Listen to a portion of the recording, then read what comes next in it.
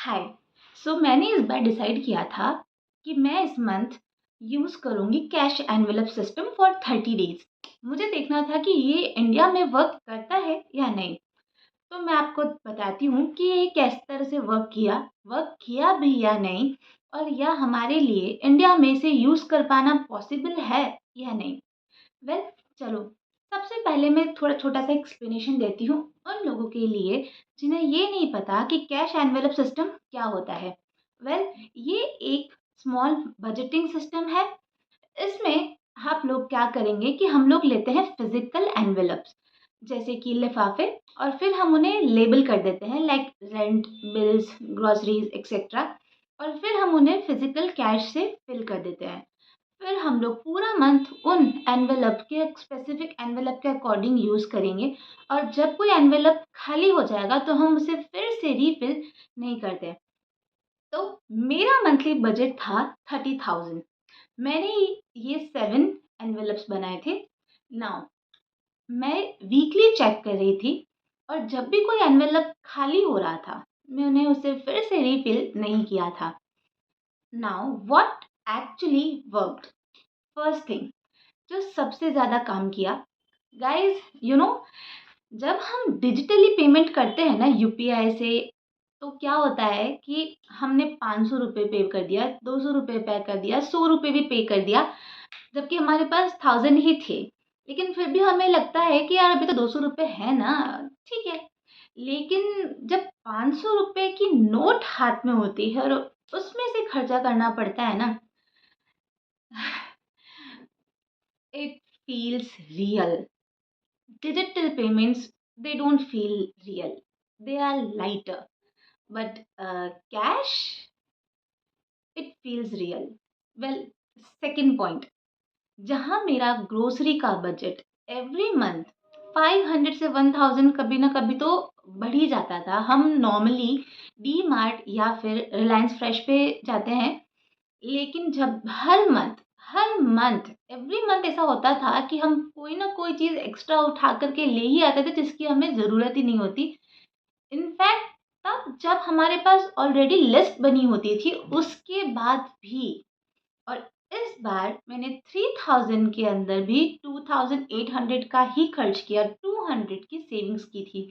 I am very happy and quite proud.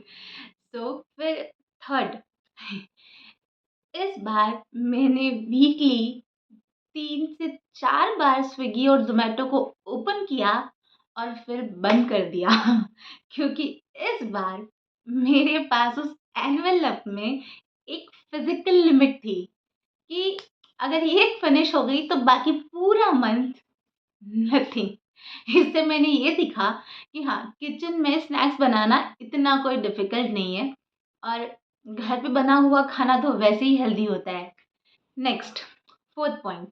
Well, यहाँ पर मुझे ये फ़ायदा हुआ कि मुझे अब एक एक रुपए के लिए ट्रैकिंग करने की ज़रूरत नहीं थी। मैंने 10 रुपीज़ व 20 रुपीज़ कहाँ खर्च कर दिए, उसे ट्रैक ही नहीं करना पड़ा, बिकॉज़ वो कैश जो था ना, वो ऑटोमैटिकली खुद को अपनी लिमिट में सेट कर चुका था। वेल, अभी तक तो हमने बात की कि क्या वर्क किया। अब हम चलते बात करते हैं कि क्या वर्क नहीं किया। फर्स्ट थिंग, गाइस, ये जो कैश सिस्टम है ना, ये बहुत ही इनकन्वीनियंट होता है, स्पेशली अगर आप मेट्रो सिटीज़ में रहते हैं तो। बिकॉज़ बहुत सी जगह ऐसी होती हैं जहाँ पर कैश पेमेंट एक्सेप्ट ही नहीं किया जाता है। यूपीआई डिफ़ॉल्ट बन चुका है। जहाँ पर जैसे कि ट्रांसपोर्ट, वहाँ पर कोई कैश यूज़ नहीं लेता। बिल्स, रेंट्स, ईएमआईज़, सब्सक्रिप्शंस, और यहाँ सब भी रेंट, इन सब के लिए भी कैश काम नहीं आता, उसके लिए आपको डिजिटल पेमेंट ही करनी पड़ेगी। And well, next point, I didn't feel safe carrying cash in my purse. वो 1000 2000 भी कैरी करना, वो सेफ नहीं रहा। ये बहुत ही रिजिड मेथड है, एज इन कि अगर किसी एनवेलप में से कैश खत्म हो गया है और अगर मुझे अर्जेंटली वो पैसा चाहिए, उसके लिए कैश चाहिए, देन या तो मुझे वो रूल ब्रेक करना पड़ेगा, Otherwise, well, I felt very stuck. Right. Next, मैंने आपको पहले बताया था, फॉर रेंट, ईएमआई, सब्सक्रिप्शन, हर किसी के लिए हम लोग एक एनवेलप यूज़ नहीं कर सकते ना। इसके लिए तो हमें डिजिटली ही पेमेंट करना पड़ेगा। सो ये तरीका हर एक कैटेगरी के लिए स्केलेबल नहीं है। So does the cash envelope system works in India? Yes, practically, but partially. Now, if you're overspending, then this system is best for you. But अगर आप मेट्रो सिटीज में रहते हैं, then it can be a little bit inconvenient. So आप क्या कीजिए?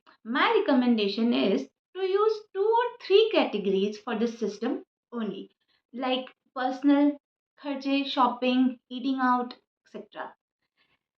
This was my 30-day journey of trying out the cash envelope system in India and whether it works or not. Well, it worked for me. It was a little difficult at times, but it worked for me. Now, if you're going to try, then please let me know in the comment. Or if you have already tried it, then please share your experience with me also. Next time मिलते हैं. Bye.